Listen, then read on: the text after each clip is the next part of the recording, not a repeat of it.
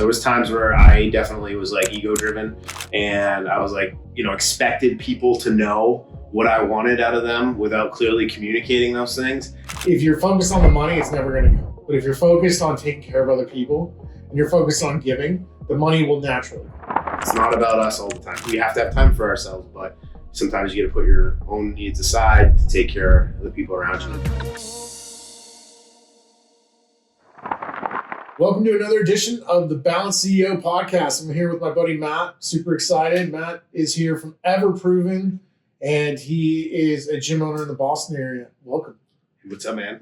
So really appreciate your time. I know you're really busy. Yes, sir. Between being a gym owner and an active member of the fire department in your area, correct? That's correct. Yes, sir. Wow. Okay. And then a parent of two.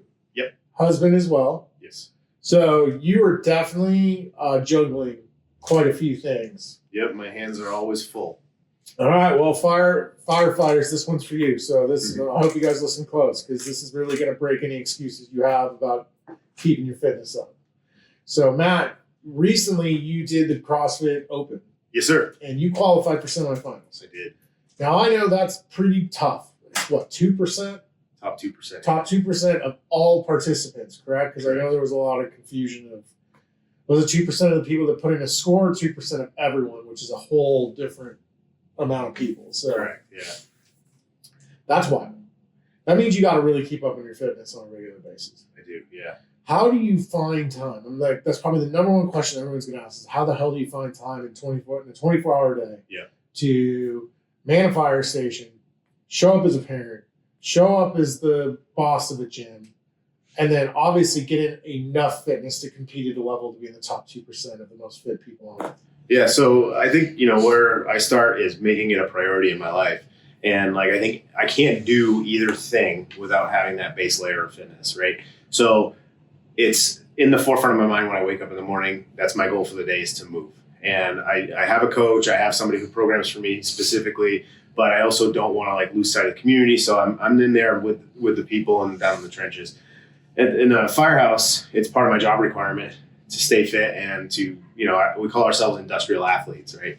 And if you can think of I love that name. a football player has to be an athlete, and they have set parameters. They know when it's time for them to go. We don't know when the tones are going to drop, and we have to go run into a burning building or respond to a car wreck, or there's even been an earthquake where I was recently, and it didn't cause any damage, but those are things that are happening all the time. So the industrial athlete is 0 to 60 immediately, wake up in the middle of the night and start moving. And it's so important that you harness what your body can do and control what your body can do. So it's not hard for me to include that in my life, because it's what I have to do. It's what I need to do to make sure that I have a family and I stay safe on the job, and I'm able to make sure that the people around me are going to be safe. I never want to be that guy that's going to look into somebody's loved one face and say, sorry, I wasn't fit enough to save your loved one.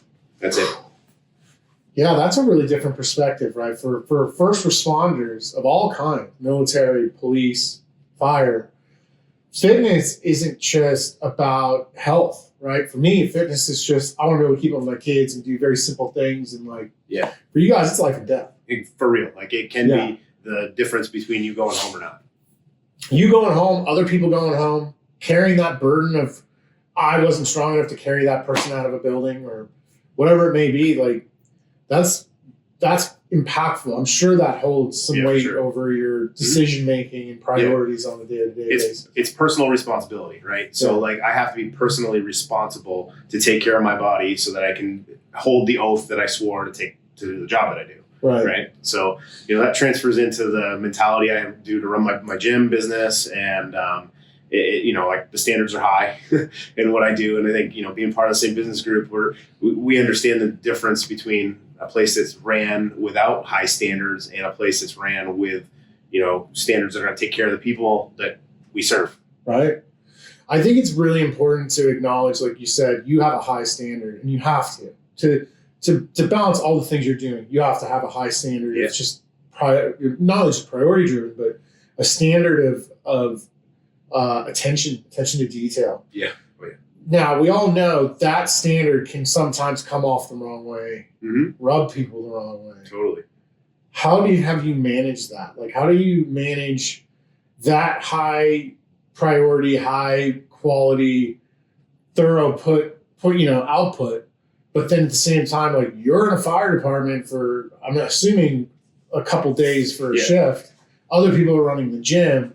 Do you kind of run into that, like, almost like a bitterness of like, how you can't just walk in here and tell me like, I need to do better. I've been doing this. Sure. You've been gone for 3 days. Yeah, for sure. So we work 24-hour shifts at the Firehouse. So 24-hour on, 2 days off, 24 on, 4 days that's off. not bad. So it's a great schedule. And most of the guys run some sort of business or do something on the side. So this is my thing that I do on the side. I just happen to put my full heart into both things, right?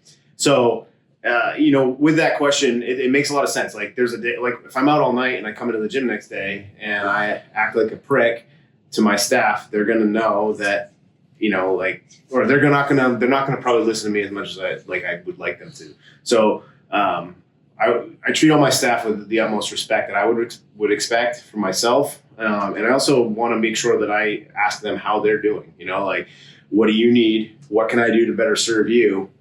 And I make sure that they're provided those things. And I didn't always do that. There was times where I definitely was like ego driven and I was like, expected people to know what I wanted out of them without clearly communicating those things. And if you're not a clear communicator in what your expectations of your staff are, then they have no fault. It's my fault. It took a while for me to realize that I had to take responsibility for my actions and, be a clear communicator and also have the empathy for them. You know what I mean? And like to be able to support them in their needs and their goals, build out their roadmaps, and make sure that we're taking care of them on any level that we can. So my goal as a gym owner is to take care of the people that come in and we serve, but also to take care of my staff and they'll take care of me. It's interesting. And I think anyone that listens to this podcast, this is a repeating topic, communication. I think every single person I've talked to has at some point either brushed on or just hammered home communication. It's like one of the number one things for maintaining this balance, because you have to be able to communicate to your staff. You have to be able to communicate to your family. You have to be able to communicate to yourself. What's important. You have to be able to put up boundaries, and you can't really put up boundaries people are going to respect if you aren't willing to, if you can't communicate appropriately why it's important. If you just tell someone, I'm not doing that because it's not important to me, they're going to be like, what a dick. Right. Totally. But if you're like, we've all had that boss. But if you're like, hey, these are the things I'm doing. This is what's going to push the company forward the fastest, what's going to open up the most opportunities for other people.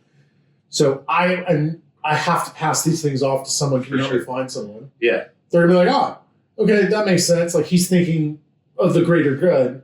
He's not too big or too good for this stuff. Oh, dude, hands down. I hate that, because I said so mentality. Like, give me some context. So, in my gym and in what I do in the Firehouse, so, like, I'm in a captain's position in my department.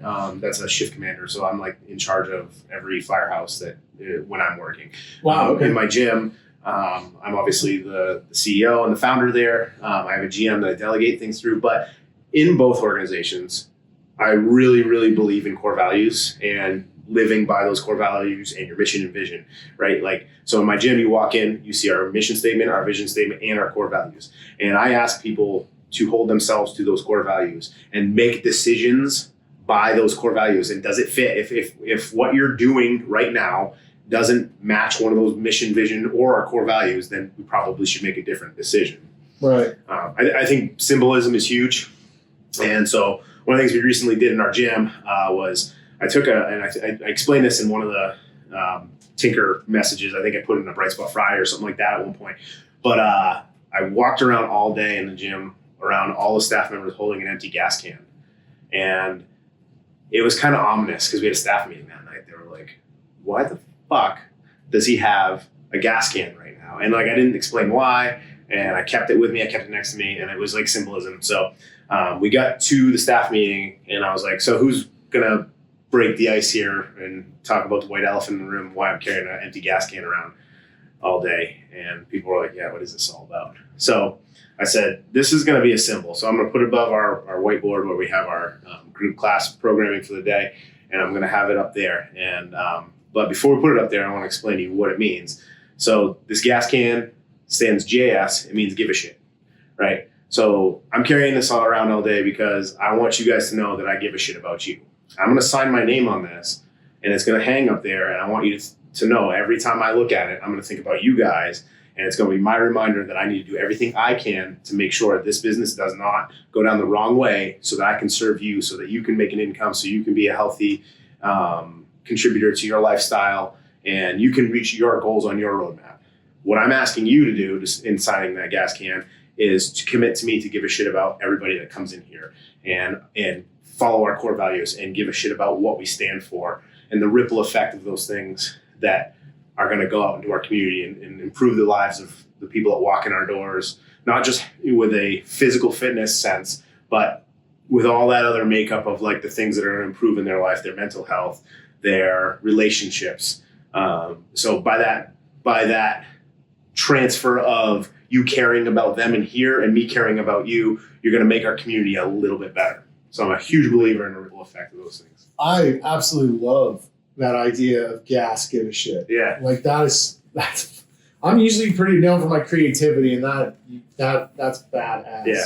That was a fun one. And it's still hanging up in the gym right now. And anybody who's new on the staff, we're going to have the same conversation. I'm going to be like, you know why that's there? And it's because I want you to give a shit. And I'm going to give a shit about you.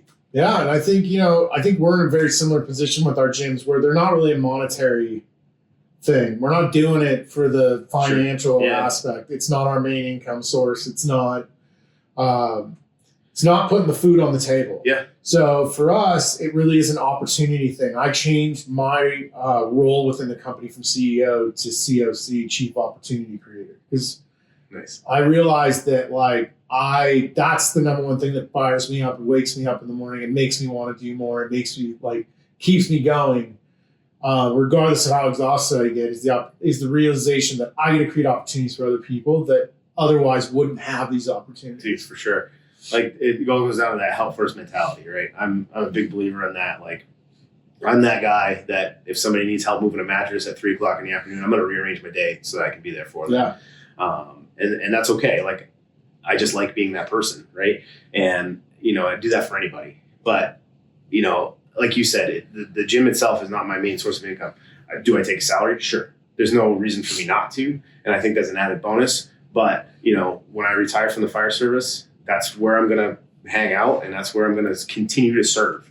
Right. Yeah. And I want to, and I think that's a big thing that we all forget a lot of times is like, we talk about economics, we talk about making money, and those are things we need to do in our gym businesses. And we need to make sure that we're providing for our staff and all those things like we mentioned already. But like ultimately, it boils down to serving and helping somebody make their day a little bit better, helping them get over the problem that they approached you with, right? Because nobody walks into a gym without any problems. Like every single person has, we all found this because we had a problem that we were trying to have solved, right? No doubt. And if we're able to put that at the forefront of what we do, along with all the other things, I think it's important that we don't forget that, we can do little things to make somebody's day just a little bit better. It's going to mean a lot to them down the line.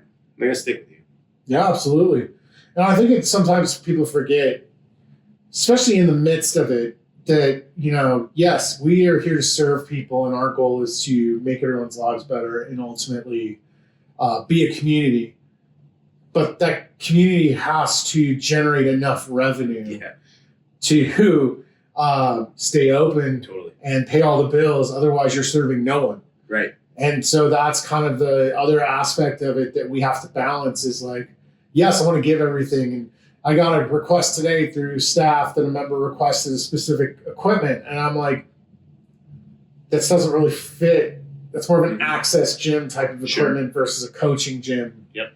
Equipment. Would I love to get it? In a perfect world, absolutely. Yeah. But in a perfect world, I would also have 500 members all moving towards our mission of helping 5,000 people beat chronic disease and obesity, right? And in 10 years, we'd hit our goal.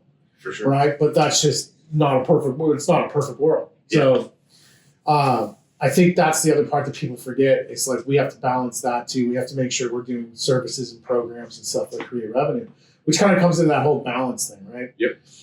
none of this matters. If my health isn't in order, I can't be a good parent or husband. If I'm not a good parent and money, all the money in the world doesn't matter if I don't have anybody to share it with. Yeah, that's a great way to look at it. Right? Like if 10 years from now my wife leaves me because I went all in on my gym and I just forgot about everything else and my kids don't want anything to do with me because I wasn't around when they were growing up, it's like, what does the money matter? Like, well, who am I going to share it with? Yeah. You know, like I have no one to create memories with. Yeah, that's so true. I feel the same way. Like, you know, ultimately, like I love being around people, but my family's always going to be number one. I live to serve them just as much as my people in the gym, you know, probably more because Yeah. of my family. But having 2 young kids and everything like that, you get that other perspective because, you know, when I started the gym business, I didn't have kids, you know, and my goals were different then. You know, I wanted to be this competitive CrossFit dude, you know, and like I almost didn't realize the impact that you can potentially make to somebody. And it took a lot of inner self-reflection to get rid of that ego that I created for myself to be able to be like, you know what, you can serve a bigger purpose and you're probably going to be well more rewarded if you don't forget about yourself. You got to take care of yourself ultimately. Because if I can't take care of myself, then I can't take care of others. Right. But I guess to get to where I was going with that is to be able to get to the place where I want to be able to serve as many people as I can. I want to make sure that I'm not burning the place down and thinking of myself all the time, right?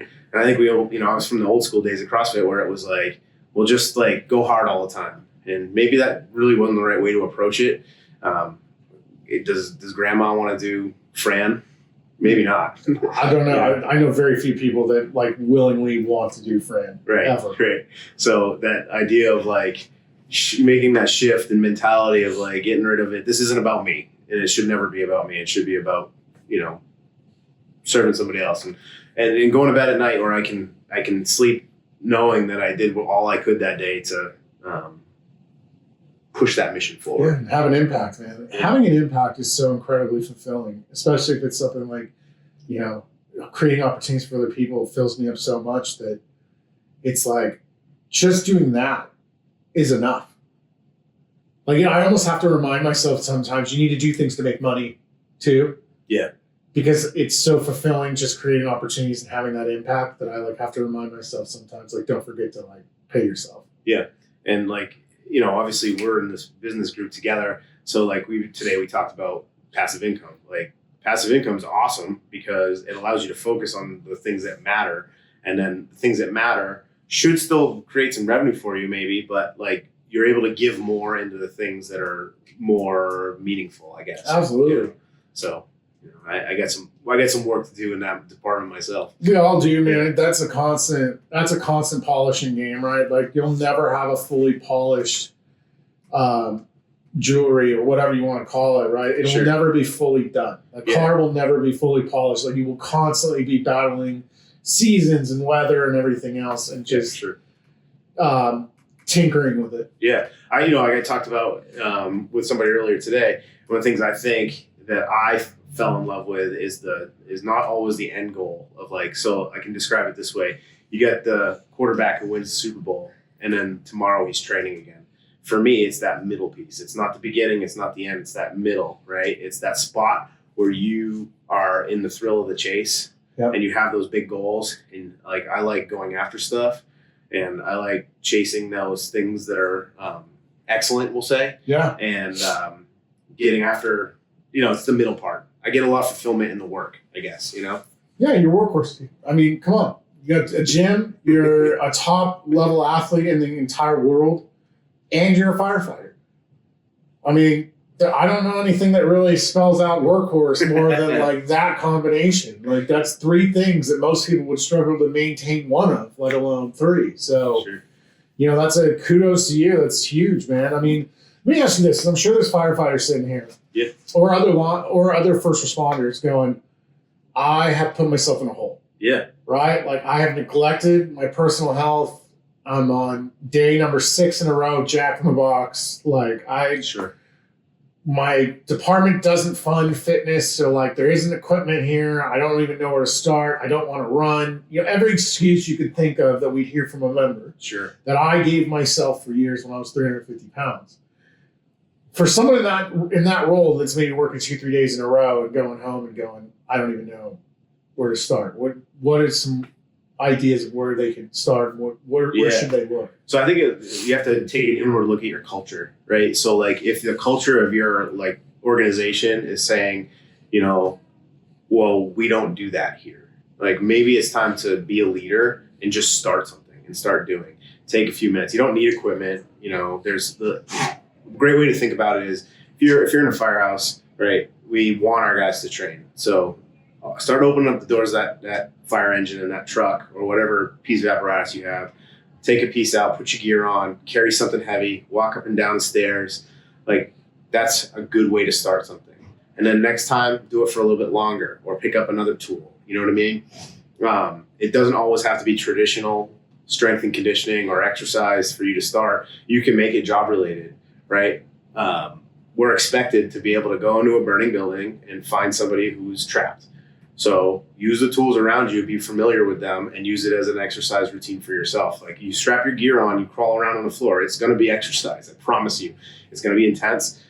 Personally, I think that going out above and beyond is employing that outside, that personal responsibility that I talked about shortly ago, where you're like, you swore an oath to be able to do something to help somebody, right? So again, take that to the next level, emulate what you're going to be able to face on the fire ground or on an EMS call or on a police pursuit, whatever it is that you do in that world, and emulate it by doing some fitness, right? Do some high intensity fitness because those are the moments where we really need to feel, but also do it in a safe way where you're guided by somebody, mentored by somebody, coached by somebody, for sure. Right. No, I mean, it makes total sense. Like, and I love that idea. Just grab some shit you got at the fire department and move it around. Yeah. I'm lucky to work in a department that supports our fitness. Like each fire station in my department is fully outfitted with really nice equipment. It was grant funded. So I'm fortunate. I know not everybody else out there is, but most places, if you talk to your admin or somebody who's senior to you or in charge, if there's a resistance to fitness, I think you need to have a hard look at why.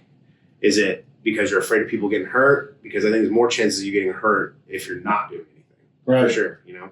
And for all you guys out there that maybe are wondering, where can I find equipment if, you know, my department okays us to put something in? Gyms like ours, we always have equipment that's kind of later in life that on a commercial standpoint isn't going to last much longer, but like in a fire department could give you another 5 or 10 years of use. Sure. And if you just ask, we probably have stuff laying around we'd happily give you for to sure help kick things off. And if that's not your spot, like there's plenty of grant opportunities out there. It's going to take work, which is like anything. The end result is going to be good for your department or good for you, good for whoever's around you. Yeah. I mean, I've given to multiple police departments and, you know, I'm friends with Jason Kalipa, and he was doing stuff for, like, I can't remember. It was like a bunch of different police departments, and he was collecting plates. And we gave, I don't know, maybe a couple thousand pounds worth of plates for him. And it was, and then he ended up in return when CHP, one of my members was a CHP officer, they needed plates for their brand new gym. He gave like 10,000 pounds worth of plates to them. That's awesome. So, you know, stuff like that's happening all the time. And I just don't think people realize you could just go ask. For sure. I mean, we constantly have stuff that's just sitting in a corner waiting to, like, you know, because it's not going to last a 20-person group class for another year. But, you know, if you got a handful of people using it a couple times a week, it's going to last plenty longer. There might even be an opportunity for somebody in that position to get a tax write-off, like, for yourself. Like, you know, it might be advantageous to you to do that. You know, no guarantees, but there may be a way that, you know, you can get some credit for that too. So you're doing something good and you're getting some payback for it. Absolutely. So let's talk just a little bit more. Like, how do you balance this with the kids and the family? Like, I mean, I know you're only gone 24 hours. It's still, it's overnight. So luckily I have a partner, my wife, who is very supportive of my career choice and my two career choices. She's super active in the gym. But like the phrase, it takes a village, like, is really prominent. So I've got my fire family and I've got my community family at the gym. And we've always been able to find, if we get in those bad situations where like, oh man, my son Abel has to be at soccer and my daughter Olive has to be at gymnastics, we've got the resources there. And just like I said, I would do anything for anybody else. I know that I have people that would back me up as well. So super fortunate there. I have a extremely, my partner, my wife, she's an amazing person and incredible mother, incredible wife. We just make it happen. Right. So like, it's not about us. It's about our kids. It's not about us all the time. We have to have time for ourselves, but sometimes you got to put your own needs aside to take care of the people around you. So let's just say you got a busy day.